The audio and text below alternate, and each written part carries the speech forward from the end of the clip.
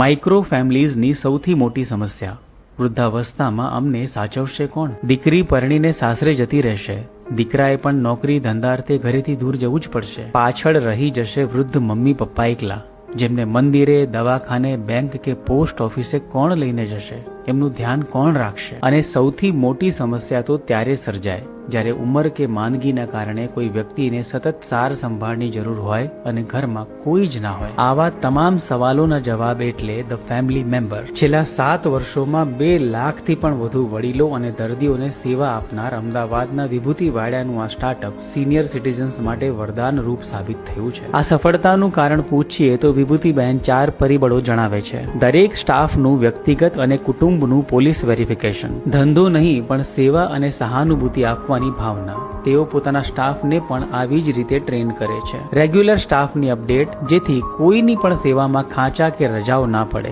આખા બિઝનેસમાં પ્રોસેસ અને ટેકનોલોજીનો ઉપયોગ, જે સેવા લેનાર પરિવાર, કેરગીવર અને કંપનીને કનેક્ટેડ રાખે છે. વિભૂતિ બહેનના મતે આ કામથી જે આશીર્વાદ અને લાગણીઓ મળે છે એ કદાચ કરોડો રૂપિયા કમાવાથી પણ ના મળે. જો તમારી આસપાસના કોઈ પરિવારમાં એકલા રહેતા વડીલો હોય અથવા નોકરી કરતા કપલ હોય જેમને બાળકો સાચવવા માટે બેબી સિટર સર્વિસની રિક્વાયરમેન્ટ હોય તો અત્યારે જ એમને ધ ફેમિલી મેમ્બર સર્વિસ અંગે જાણ કરો.